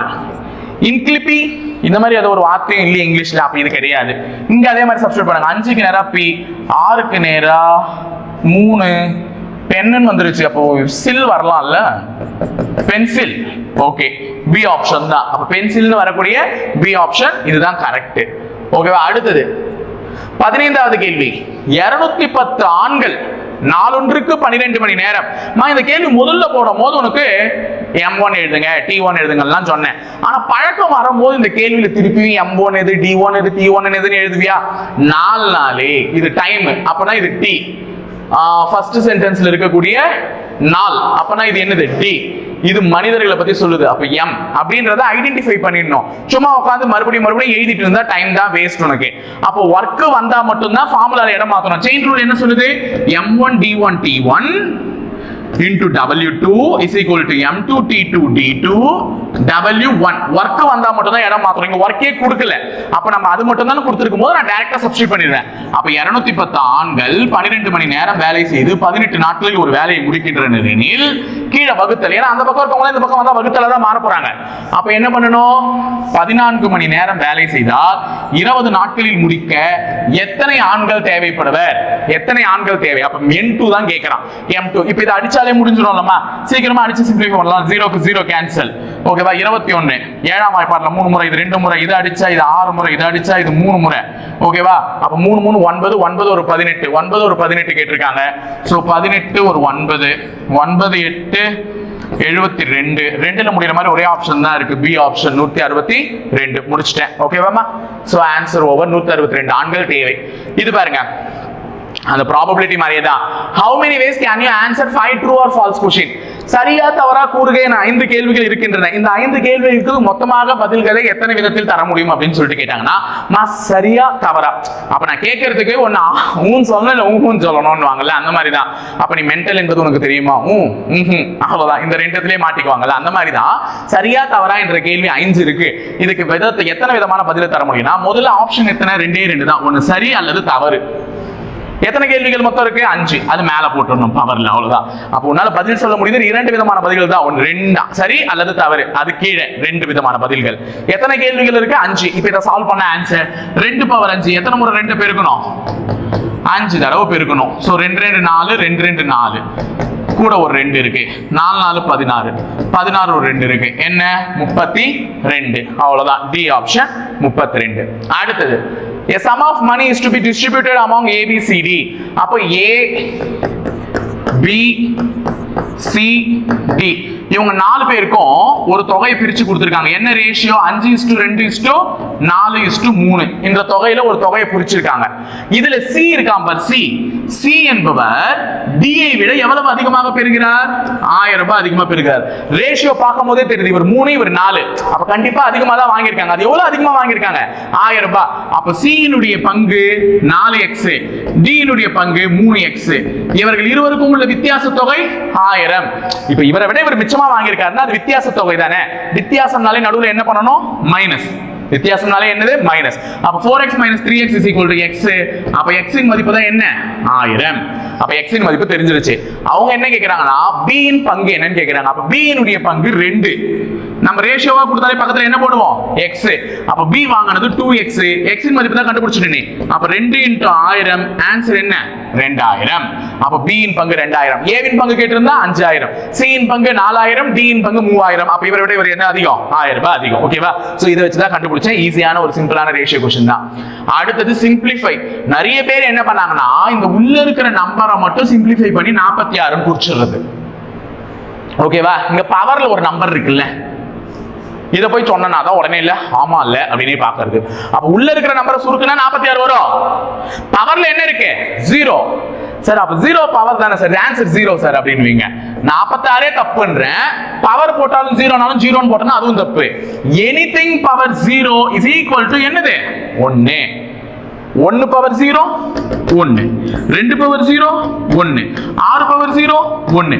எதனுடைய பவர் 0வா இருக்கோ அதனுடைய மதிப்பு விட என்னவா தான் இருக்கும் 1. சோ ஆன்சர் வந்து என்னது 1. அடுத்தது ஒரு எண்ணின் மதிப்பை 25% குறைத்தால் 120 கிடைக்கிறது எனில் அந்த எண்ணை காண்கன்னு சொல்லியிருக்காங்க. அப்ப ஒரு எண்ணின் மதிப்பை எத்தனை சதவீதம் கம்மி பண்றாங்க 25% கம்மி பண்ணா அந்த எண்ணினுடைய மதிப்பு என்னவா 120. இதை நான் எப்படி உங்களுக்கு புரிய வைக்கலாம்னு இருக்கேன்னா ஒரு எண்ணுன்னும் போது அது எத்தனை சதவீதம் 100%. நான் எப்பவுமே ஆரம்பத்திலேயே சொல்லிட்டேன் உங்ககிட்ட இப்ப எவ்வளவு காசு இருக்குதோ அதுதான் உங்ககிட்ட இருக்கக்கூடிய 100%. 1000 ரூபாய் வச்சிருந்தா 1000 ரூபாய்ன்றது தான் 100%. 8000 ரூபாய் வச்சிருந்தா 8000 ரூபாய்ன்றது தான் 100%. அப்ப எவ்வளவு முழுசா இருக்குதோ அது 100%. அப்ப ஒரு எண்ணின் மதிப்பு என்பது 100%. அதில் 25% குறைத்தால் 25%னா -25 குறைத்தால் சொல்றாங்கல்ல, அப்ப கம்மி பண்றாங்க. அப்ப 25% குறைத்தால்னா -25. அப்ப என்ன கிடைக்குதா 120. அப்ப ஒரு முழு எண் 100%. அந்த முழு எண் 100% மதிப்பை கொண்ட அந்த எண்ணில் இருந்து நான் 25% குறைச்சா தட் மீன்ஸ் 100% -25% பண்ணா எனக்கு என்ன கிடைக்குதா 120. இப்போ இத சால்வ் பண்ணுங்க 75%. அப்ப 75% தான் என்ன 120. அப்படின்னா அவன் என்ன கேக்குறா அந்த எண் எதுன்னு கேக்குறான். அந்த எண் எத்தனை சதவீதமா 100%. இப்ப நான் இவன் கொடுத்திருக்கிற இந்த வார்த்தையை வச்சு நான் என்ன கண்டுபிடிச்சேன் 100%லிருந்து 25% கம்மி பண்ணா 120 கிடைக்குது. அப்ப 75% தான் 120னா அவன் அந்த முழு எண்ணை கேக்குறான். முழு எண் என்பது எத்தனை சதவீதம் 100%. அததான் என்னன்னு கேக்குறாங்க. இப்ப குறுக்கு பெருக்கல் பண்ணி டக்குனு கண்டுபிடிச்சிடுவல்ல. அப்ப இத x ன்னு வெச்சுக்கிட்டா 75 × x = 100 × 120. அப்ப இத நம்ம என்ன பண்ணலாம் கிராஸ் மல்டிப்ளை பண்ணி கண்டுபிடிக்கலாம். x = 100 × 120 divided by 75. 4 3 இத அடிச்சா 4 4 40 160. So answer 160. ஓகேவா? அடுத்து 20வது கேள்வி. ஒரு பள்ளியில் உள்ள 1400 மாணவர்களில் 420 பேர் மாணவிகள் எனில் பள்ளியில் உள்ள மாணவர்களின் சதவீதம் காண்க. இது எப்படி வேணாலும் கண்டுபிடிக்கலாம், அது அவர்கள் விருப்பம். ஓகேவா? நான் மெத்தடும் சொல்லிடுறேன், எப்படி வேணாலும் நீங்க கண்டுபிடிச்சிக்கலாம். இப்ப 1400 பேர் இருக்காங்க ஸ்கூல்ல மொத்தம். அதுல 420 பேர் மாணவிகள். அப்ப 1400ல 420 கழிச்சிட்டா 0 8 13 4 போச்சுன்னா 9. அப்ப 980 பேர் யாரு பாய்ஸ். அப்ப 420 பேர் கேர்ள்ஸ், 980 பேர் பாய்ஸ். இப்ப அதுதான் அவங்க என்ன கேக்குறாங்கன்னா மாணவர்களின் சதவீதம் என்ன, பள்ளியில் மாணவர்கள் எத்தனை பேர் இருந்திருக்காங்க அப்படின்னு சொல்லிட்டு கேக்குறாங்க. மாணவர்கள் 980 பேர் இருந்தாங்க, அவர்களுடைய சதவீதத்தை கேக்குறாங்க. அப்ப மாணவர்கள் 980 வகுத்தல் 1400. ஏன் 1400 போடணும்? அதான் ஸ்கூல்ல இருக்க டோட்டல் ஸ்ட்ரென்த். அப்போ 1400 பேர்ல 980 மாணவர்கள் இருக்காங்க. அவர்களுடைய சதவீதம் கேட்கும் போது எதால பெருக்கி சொல்லணும் 100ஆல பெருக்கி சொல்லணும். சோ இந்த 2 0க்கு இந்த 2 0 அடிச்சிடும். 1498ல எத்தனை முறை இருக்குன்னா 70 முறை. சாரி 7 முறை. பக்கத்துல இருக்க 0 ஆட் ஆயிடும். So answer 70%. ஓகேவா? அடுத்தது ஒரு மென்சுரேஷன் क्वेश्चन. அதாவது ஒரு இணைகரத்தின் அடிப்பக்கமானது அதன் உயரத்தை போல 3 மடங்காகவும் அதன் பரப்பளவு 192 சென்டிமீட்டராகவும் இருந்தால் அடிப்பக்கத்தை காண்க. எப்பவுமே 2D ஃபிகர்ஸ் வருது, 2 டைமென்ஷனல் ஃபிகர்ஸ் வருதுன்னா நம்மள என்ன கேட்பாங்க ஏரியா பெரிமீட்டர். இதை வச்சு தான் கேள்விகளை உருவாக்கவே முடியும். அப்போ இது ஒரு 2D ஃபிகர். இணைகரம் என்பது என்னது ஒரு 2 டைமென்ஷனல் ஃபிகர். சோ அதை வச்சு இப்ப கேக்குறாங்க இணைகரத்தை முதல்ல வரைஞ்சுக்கோங்க. நான் உங்களுக்கு வரைஞ்சு எக்ஸ்பிளைன் பண்றேன். இப்படி இருந்தா அதுதான் இணைகரம். ஓகேவா? இப்ப இதனுடைய பேஸ்ன்றது அடிப்பக்கம், உயரம் என்பது இது. அப்ப இதுதான் உயரம், இது உயரம், அடிப்பக்கம் என்பது இது. ஓகேவா? இது அடிப்பக்கம். அப்ப அவங்க என்ன சொல்றாங்கன்றத தெளிவா கவனி. என்ன சொல்றாங்க? ஒரு இணைகரத்தின் அடிப்பக்கமானது அதன் உயரத்தை போன்று 3 மடங்கு. அப்ப உயரம் எப்படி இருக்கோ அதை போன்று 3 மடங்கா இருக்குதா அடிப்பக்கம். அப்போ இது எக்ஸ்னா இது என்னது 3x. நல்லா ஞாபகம் வச்சுக்கோங்க. எப்பவுமே 3 மடங்குனாலே உனக்கு x ன்னு எடுத்துக்கிட்டா இன்னொன்னு என்ன எடுத்துக்க சொன்னேன் 3x ன்னு எடுத்துக்க சொன்னேன். அப்ப உயரம் x அளவுல இருந்துச்சுன்னா அதனுடைய அடிப்பக்கம் எப்படி இருக்கா 3 மடங்கு. அப்ப x 3 ஆல பெருக்கிற மாதிரி இருக்கான் 3x. அப்ப நமக்கு இதுல ஃபார்முலா தெரியும். நமக்கு அதனுடைய பரப்பளவு கொடுத்துட்டு இருக்காங்க ஏரியா. அப்ப area is equal to base into height. இதுதான் இணைகரத்தினுடைய ஃபார்முலா. ஏரியாவை கண்டுபிடிக்கிறதுக்கு என்ன பண்றாங்க? ஏரியா இதுக்குன்னு இல்ல, பெரும்பாலும் ரெக்டாங்கிள் எது வந்தாலுமே இதுதான் ஃபார்முலா. Base into height. அப்ப இந்த உயரத்தையும் இந்த அடிமானத்தையும் அடிப்பக்கத்தையும் பெருக்குனா உனக்கு என்ன கிடைச்சிடும்? பரப்பளவு கிடைச்சிடும். ஆனா கேள்வியில உங்க பரப்பளவே டைரக்டா கொடுத்துட்டாங்க. பரப்பளவு என்ன 192. கேள்வியில டேட்டாவை மாத்திக்கிட்டே இருப்பாங்க. அதை நல்லா ஞாபகம் வச்சுக்கோங்க. கேள்வியில என்ன பண்ணுவாங்க? டேட்டாவை மாத்திக்கிட்டே இருப்பாங்க. இங்க 192 கொடுத்துருக்காங்க. அப்ப இங்க 192 ஏரியா. நான் சொல்றேன் இங்க 192 டேட்டா சொல்றேன். நீ வந்து கேள்வியில டேட்டா மாத்தும் போது ஏரியா வந்து அதை போட்டுக்கோ. இப்ப பேஸ் எத்தனை கொடுக்கல, அதுதான் நம்மள கேட்டே இருக்காங்க. அதான் அடிப்பகத்தை காண்க தான் சொல்லிருக்காங்க. அப்ப பேஸ் வந்து நான் 3x ன்னு எடுத்திருக்கேன். அப்ப 3x இன்டு உயரம் எத்தனை x. ஓகேவா? உயரத்தை x ன்னு எடுத்துக்கிறேன். ஏன்னா உயரத்தை போன்ற அடிப்பக்கம் எத்தனை மடங்கு பெரியது? 3 மடங்கு பெரியது. அப்ப இவங்க x இவங்க 3x.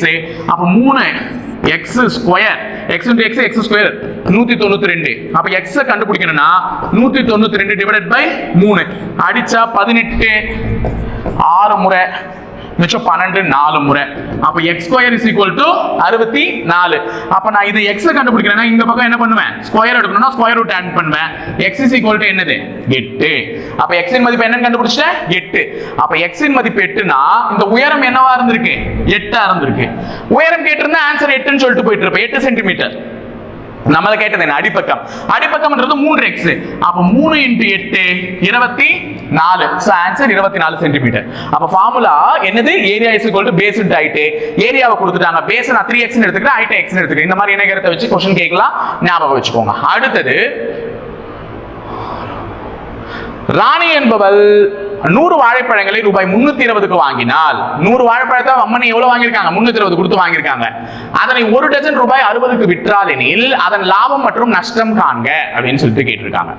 அப்போ மேடம் வந்து 320 பழம் வாங்கியிருக்காங்க 100 ரூபாய் கொடுத்து. 100 வாழைப்பழத்தை 320 ரூபாய் கொடுத்து வாங்கியிருக்காங்க. இது ரூபாமா? 100 வாழைப்பழத்தை எவ்வளவுக்கு வாங்கியிருக்காங்க? 320. மேடம் அதை 1 டஜன் 60க்கு விட்டுருக்காங்க. 1 டஜன்னா எத்தனை? 1 டஜனுக்கு மொத்தம் எத்தனை பழம்? 12 பழம். அப்ப 12 பழத்தை 60 ரூபாய்க்கு வித்துருக்காங்க. மொத்தம் 100 ரூபாயில 100 பழத்துல எத்தனை டஜன் இருக்கும்? அதை சொல்லுங்க பார்க்கலாம். 100 இதுக்குள்ள 100 பழத்துக்குள்ள எத்தனை டஜன் முழுமையா இருக்கும்னா 8 டஜன். ஏன்னா 8 into 12. 1 டஜனுக்கு 12 பழம் இல்ல. அப்ப 8 டஜனுக்கு 12 பழம்னா 8 2 8 16 1 8 8 96. அப்ப 96 பழம். 8 டஜன்னா என்னது? 96. 8 டஜன்னா 96. அப்ப 1 டஜனை மேடம் எவ்வளவுக்கு வித்திருக்காங்க? 60 ரூபாய்க்கு. அப்ப 96 பழம் 8 டஜன். அப்ப 8 டஜனை எவ்வளவுக்கு வித்திருப்பாங்கன்னா 8 into 60 0 8 480 ரூபாய்க்கு வித்திருக்காங்க. 100 பழத்தையே மேடம் 360க்கு தான் வாங்கியிருக்காங்க. ஆனா 96 பழத்தையும் எவ்வளவுக்கு வித்துட்டாங்க? 480 ரூபாய். மிச்சமும் எவ்வளவு பழம் இருக்கு? 4 பழம் இருக்கு. அப்போ 1 டஜனை 60 ரூபாய்க்கு வித்திருக்காங்க. 1 டஜனை 60 ரூபாய்க்கு வித்திருக்காங்கன்னா 1 டஜன் 12 பழமா? அப்ப 60 டிவைடட் பை 12 போட்டா கூட 4 பழத்தை எவ்வளவுக்கு வித்திருக்காங்கன்றதெல்லாம் கண்டுபிடிச்சிடலாம். ஆமா, ஒரு பழத்தை எவ்வளவுக்கு வித்திருக்காங்கன்றதெல்லாம் தெரிஞ்சிடும்ல. அப்ப 12 பழம் 60 ரூபாய், 4 பழம் எவ்வளவுக்கு வித்திருப்பாங்க? 20 ரூபாய். அது யாருக்குன்னா கணக்கு போட்டு பாருங்க, கரெக்டா வரும். 4 பழம் 20 ரூபாய்னா தான் 8 பழம் 40 ரூபாய், 12 பழம் 60 ரூபாய். அப்ப 4 பழத்தை 20 ரூபாய்க்கு வித்திருக்காங்க. ஏற்கனவே 96 பழத்தை மேடம் 480 பிளஸ் எக்ஸ்ட்ரா ஒரு 4 பழம் இருந்துச்சு 100ல. சோ அந்த 4 பழத்தை 20 ரூபாய்க்கு வித்தாங்க. அப்ப 20 சேர்த்தாங்கன்னா மொத்தமா அம்மனி வியாபாரம் பண்ணிருக்கு எவ்வளவு? 500 ரூபாய். அப்ப 320 ரூபாய் செலவு பண்ணி 500 ரூபாய்க்கு பழத்தை வித்து முடிச்சிருக்குது.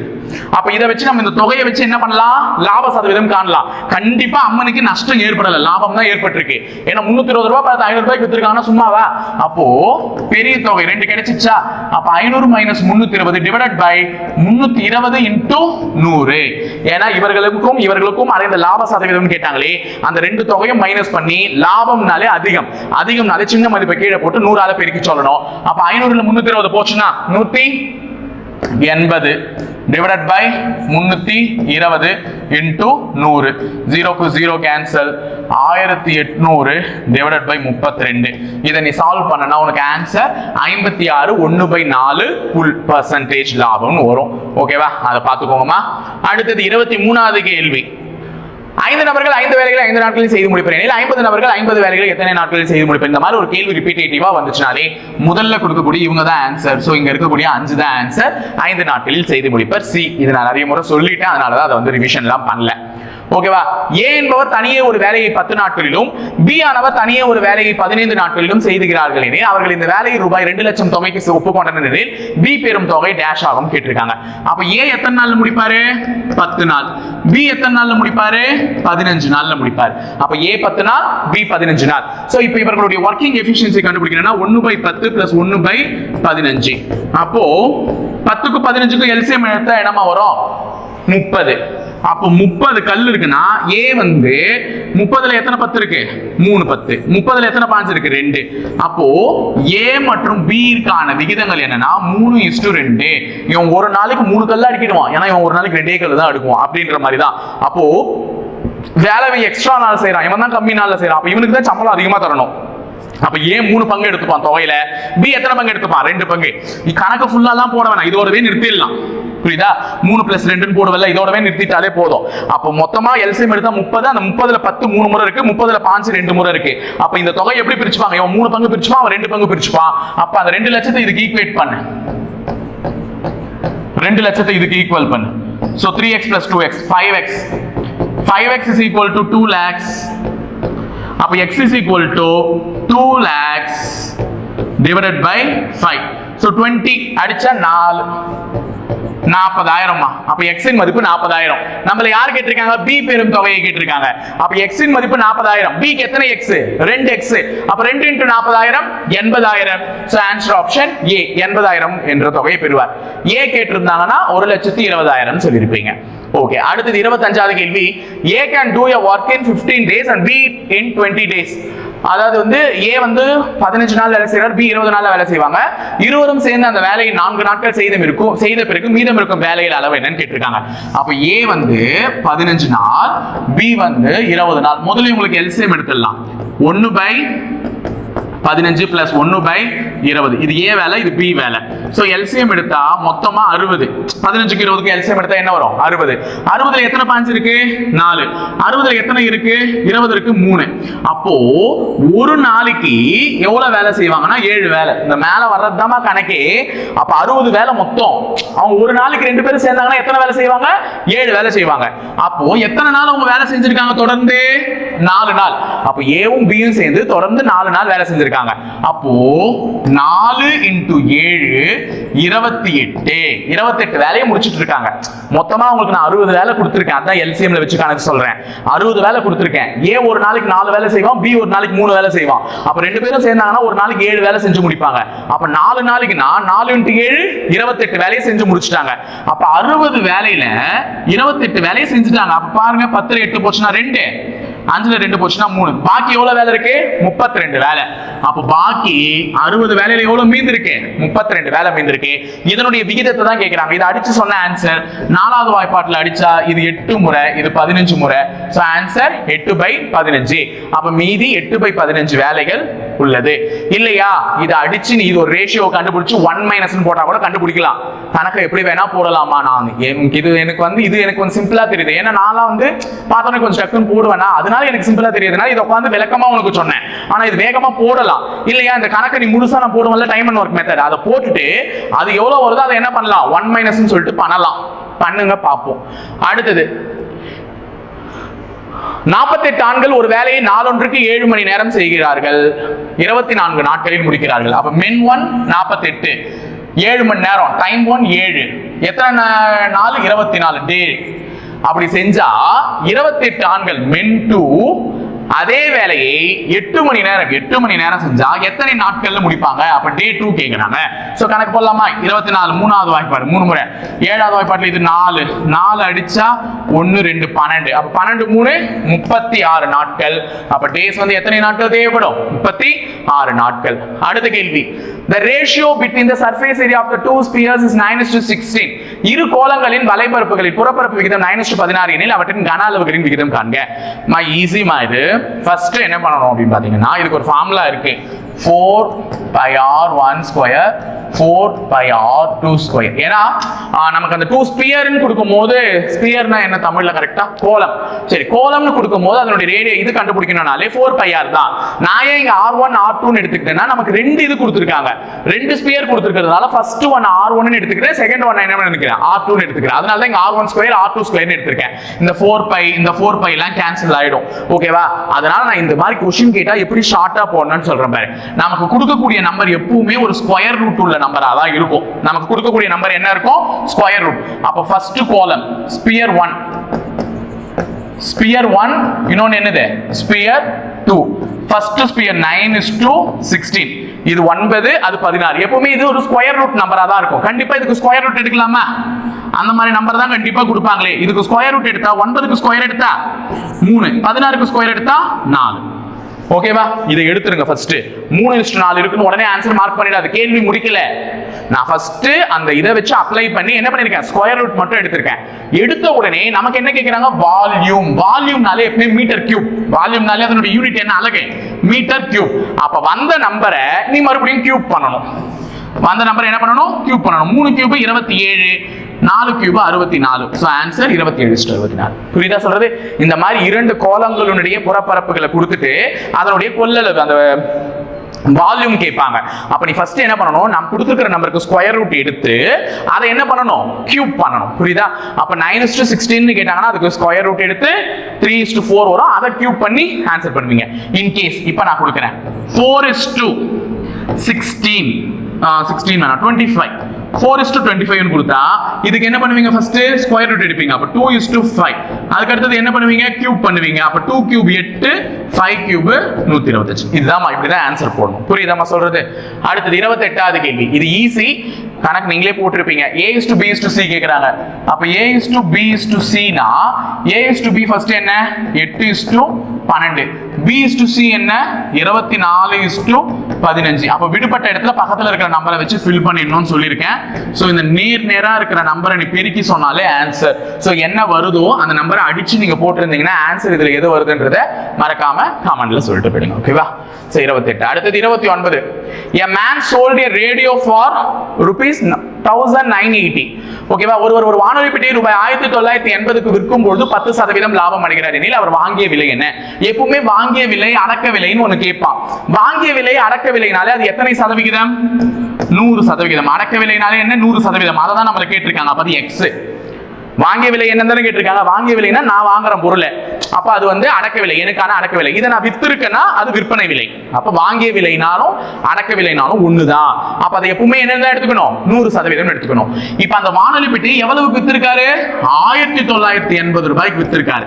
அது முதல்ல எத்தனை சதவீதம் அப்படின்னு நீ கண்டுபிடிக்கிறதுக்கு இங்க என்ன கொடுத்திருக்காங்கன்ற வார்த்தை கவனி. 10% லாபம் அடைந்துள்ளார். அப்போ ஒரு 100% பொருளை 10% லாபத்துக்கு வித்திருக்காருன்னா எத்தனை சதவீதம்? 110. அப்ப அந்த 10 கூட்டிக்கணும்.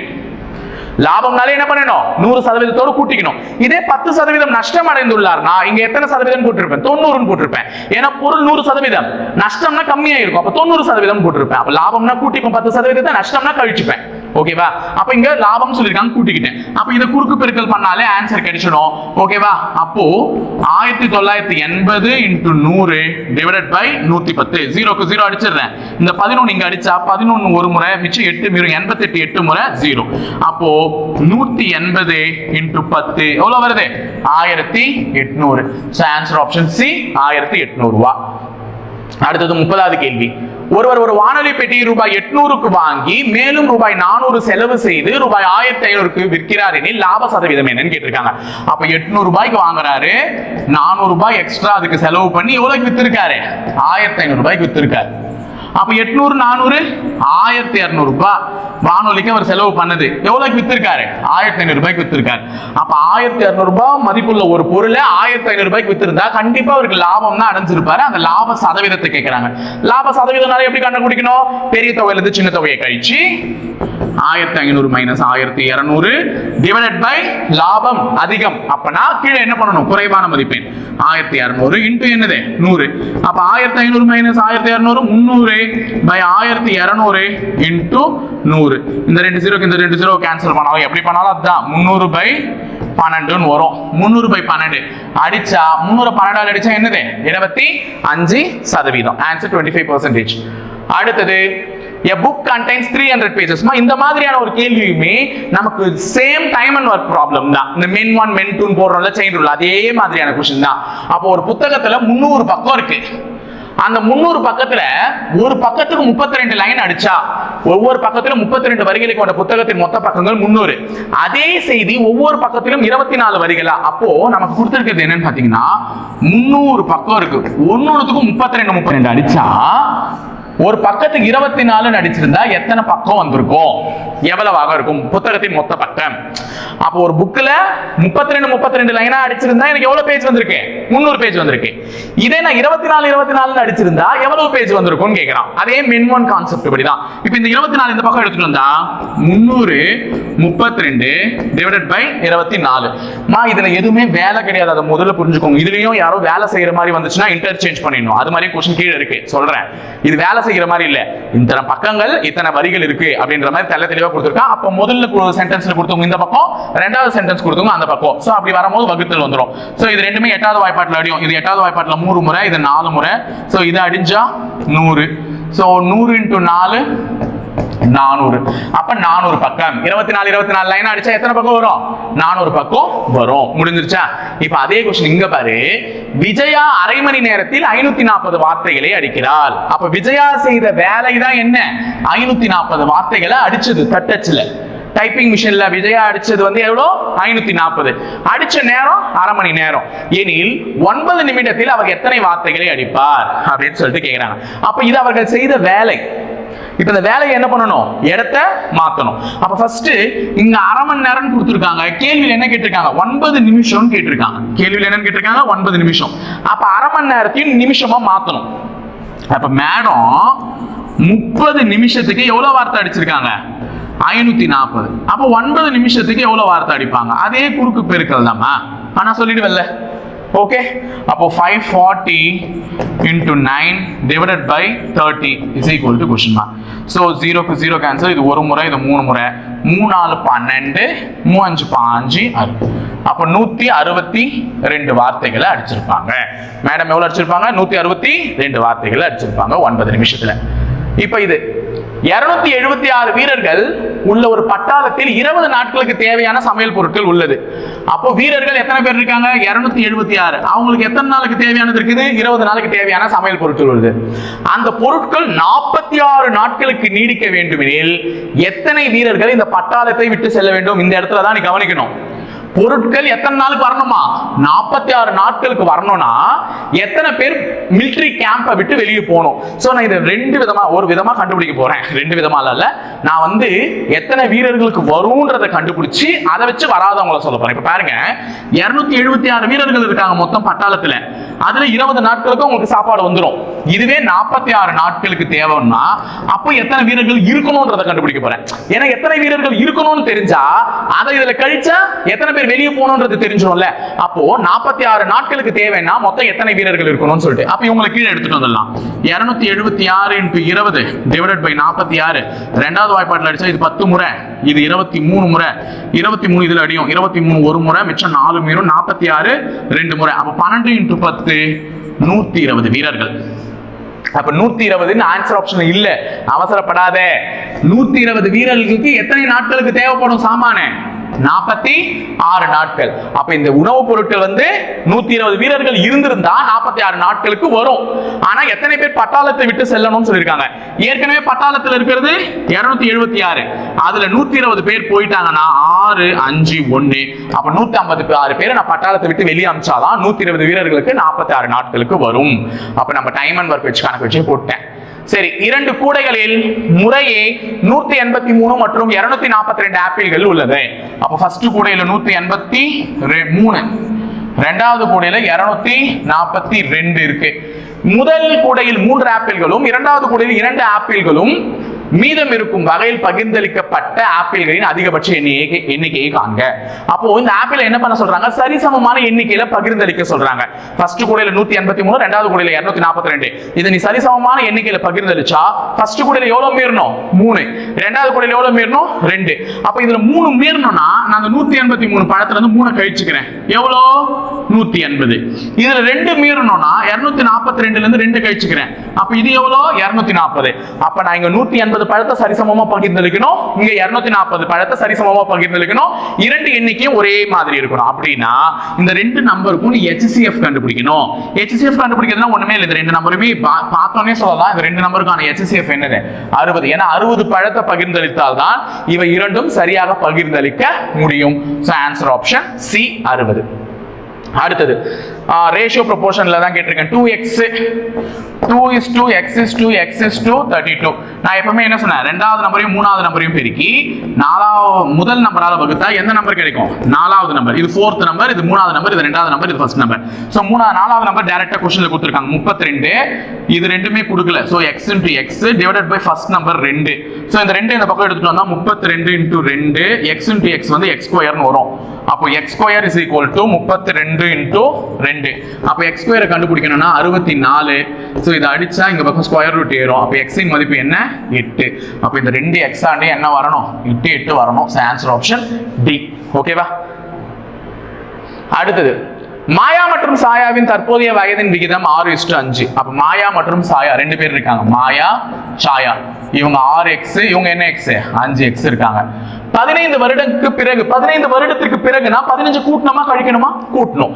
ஏன்னா பிறகு 15 வருஷத்துக்கு அடுத்து போறாங்க. 15 வருஷத்துக்கு அப்புறம் மாயாக்கும் சாயாக்கும் ரேஷியோ எப்படி இருக்கும்னா 9:8 இருக்கும். ஈக்குவேஷன் எழுதுங்க. 6x + 15 divided by 5x + 15 is equal to 9/8. ஓகேவா? குறுக்கு பெருக்கல் பண்ணலாமா? 8 6 48x, 8 5 120, 9 5 45x, 9 5 135, 48ல 45 போச்சுன்னா 3x = 135 - 120.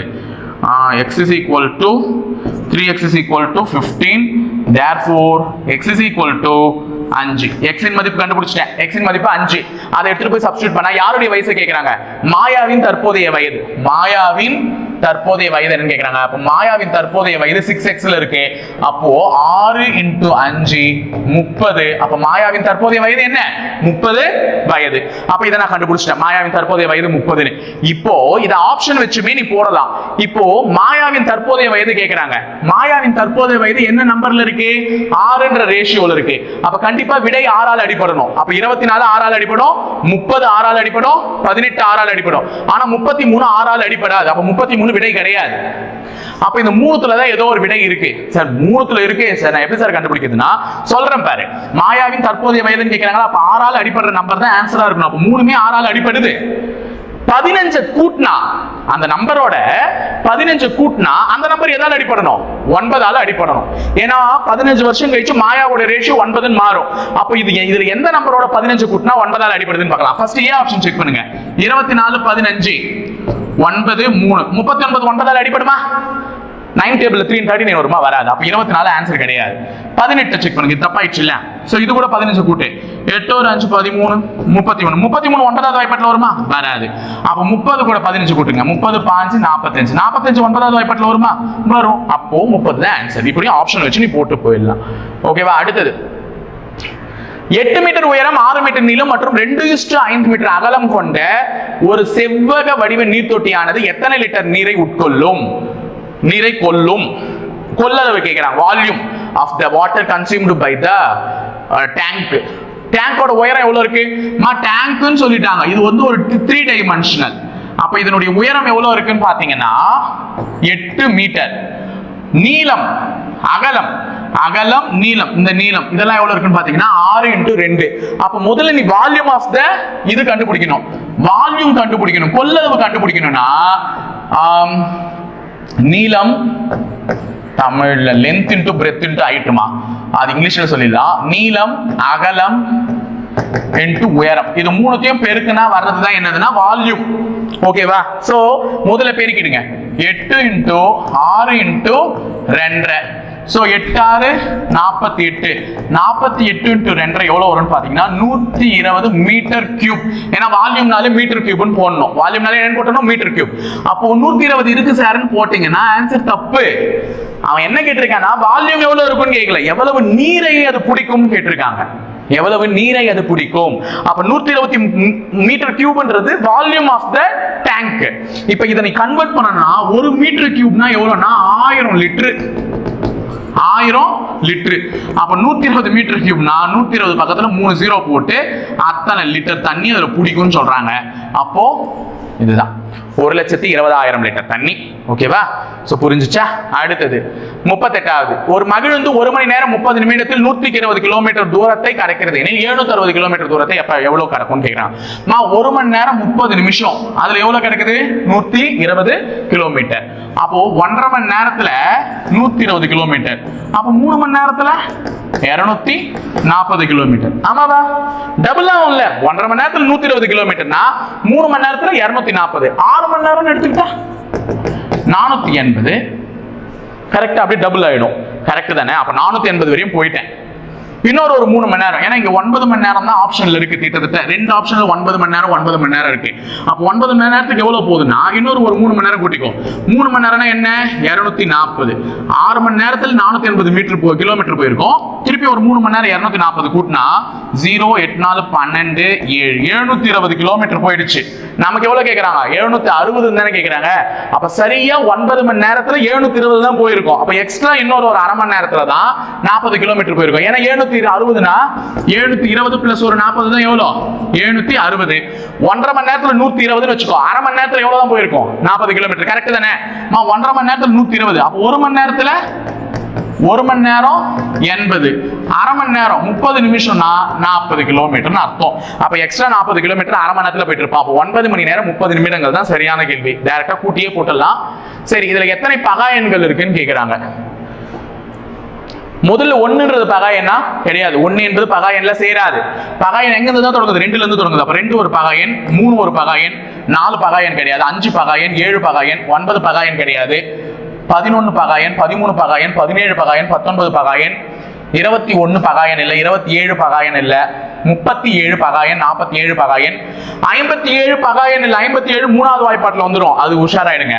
67 ஒரு பகா எண், 91 பகா எண், 61 பகா எண், 71 பகா எண், 31 பகா எண். ஓகேவா?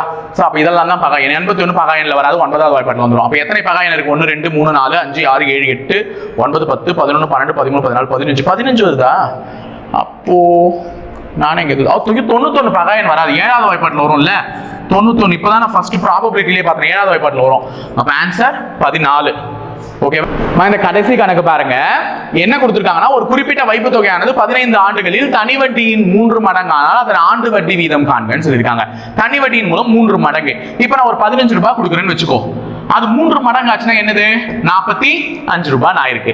அப்ப 15ன்றது 45ஆ மாறினாதான் 3 மடங்கு. இந்த 3 மடங்குன்ற தொகையில என்னுடைய அசலும் இருக்கும் பிளஸ் வட்டியும் இருக்கும். அசலும் இருக்கும், வட்டியும் இருக்கும். அப்ப நான் கொடுத்த அசல் தொகை இதுதான். இந்த அசல் தொகை அசல் பிளஸ் வட்டியா என்ன இருக்கு? 3 மடங்கா மாறணும்னா வட்டியோட சேர்த்து மாறி இருக்கு. அப்போ 15 ரூபாய்ன்றது வெறும் அசல். வட்டி எவ்வளவு சேர்ந்திருக்கு? 30 ரூபாய். அதனாலதான் 45 ரூபாவா மாறுச்சு. நான் அசலை கழிச்சுட்டு வட்டி மட்டும் எழுதுறேன். அப்போ ஒரு தொகை அப்படியே 2 மடங்காக மாறுகிறது. அப்ப இது P னா இது என்னது? 2P. அதுதான் இந்த கணக்கு போடுறதுக்கு நார்மலா நம்ம யூஸ் பண்ணக்கூடிய SI PNR/100 ஃபார்முலா தான் யூஸ் பண்ண போறேன். இதுல இந்த SI இந்த 2P போடணும்ன்றதுனால தான் இவ்வளவு நேரம் விளக்கம் கொடுத்தேன். எப்படி நீ அதை ஈஸியா ஞாபகம் வச்சுக்கலாம்னா, இங்க எத்தனை மடங்காகுதுன்னு சொல்றாங்களோ, இங்க எத்தனை மடங்காகுதுன்னு சொல்றாங்களோ அந்த மடங்குல இருந்து 1 கழிச்சு இந்த பக்கம் போட்டுக்கோ. இப்ப 3 மடங்குனா இங்க நான் 2P போடுவேன். 7 மடங்குன்னு சொல்லியிருந்தாங்கன்னா 6P போடுவேன். 8 மடங்குன்னு சொல்லியிருந்தாங்கன்னா 7P போடுவேன். அதாவது 1 கம்மி பண்ணி போடுவேன். எத்தனை மடங்குன்னு சொல்லியிருக்காங்களோ அதுல இருந்து 1 கம்மி பண்ணிடுவேன். இப்ப 3 மடங்குன்னு சொன்னதுனால 2P. 8 மடங்குன்னு சொல்லியிருந்தா 7P. 5 மடங்குன்னு சொல்லியிருந்தா 4P. 1 கம்மி பண்ணி போடுவேன். அப்ப 2P போட்டேன். இந்த இடத்துல P அந்த பிரின்சிபல் அப்படியே போட்டுருவேன். நம்பர் ஆஃப் இயர்ஸ் மட்டும் தான் எப்பவுமே கொடுப்பான். ஏன்னா என்ன கொடுத்தா ரேட் ஆஃப் இன்ட்ரெஸ்ட் கேட்பான், இல்ல ரேட் ஆஃப் இன்ட்ரெஸ்ட் கொடுத்துட்டா நம்பர் ஆஃப் இயர்ஸ் கேட்பான். இது ரெண்டு தான் மாத்தி மாத்தி கேட்பான். அப்ப இங்க என்ன கொடுத்துட்டான் 15 ஆண்டுகள்னு. அப்ப ரேட் ஆஃப் இன்ட்ரெஸ்ட் R என்னன்னு தான் கேக்குறாங்க. So divided by 100. இந்த பீக்கும் கேன்சல். அப்போ இந்த பக்கம் எடுத்துட்டு வந்தா 2 × 100 டிவைடட் பை 15 R. இப்போ இதை அடிச்சா 5வது வாய்ப்பாட்டில் இது 3 முறை, இது 20 முறை. So 2 20 40. 40 by 3 is equal to 6. So அடிச்சனா 3 ஒரு முறை இருக்கு, மிச்சம் 10 மீந்து இருக்கு. 10ல் 13, மிச்சம் 1/3. அப்போ 13 1/3%. So answer option B. ஓகேவா? ஸோ ஈஸியா புரிஞ்சுச்சா? ஸோ ஓகே கைஸ், எல்லாருக்குமே ஆன்சர் புரிஞ்சிருக்கும்னு நினைக்கிறேன். ஸோ தொடர்ந்து சப்போர்ட் பண்ணுங்க. தேங்க்யூ.